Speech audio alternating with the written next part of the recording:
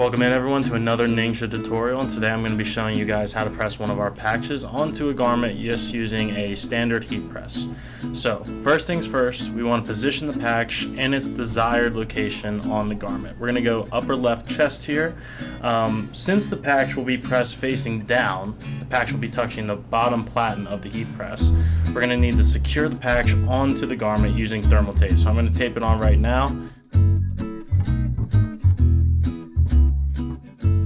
So now that it's taped on, we're going to move this over to the heat press and we're going to load it face down onto the heat press. The goal whenever pressing any of our patches is to melt the low melt glue found on the back of the patch, which is why we're pressing it from the back of the garment. We want to get direct heat onto that low melt glue so it melts, solidifies, and then binds it to the garment. So now that we have it put onto the heat press, we're going to place a piece of parchment paper over it just to protect the garment from the heat. And we're going to pull the press down for about 20 seconds at 350 degrees Fahrenheit with medium to firm pressure. If your heat press has PSI settings, anywhere from 70 to 80 PSI typically works. Alright, now that the 20 seconds are up, we're going to pull the heat press up, take the parchment paper off, allow it to cool for a little bit just before we remove it from the heat press.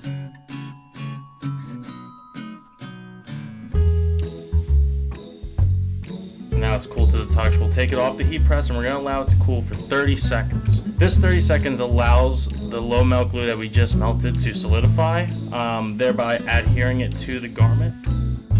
So now that 30 seconds are up and this patch feels cool to the touch, we're going to go ahead and take this thermal tape off from the edges. And let's give this patch a look real quick from the edges. As you can tell, it's fully adhered to the garment. We're going to try and just peel it off just a little bit, not budging.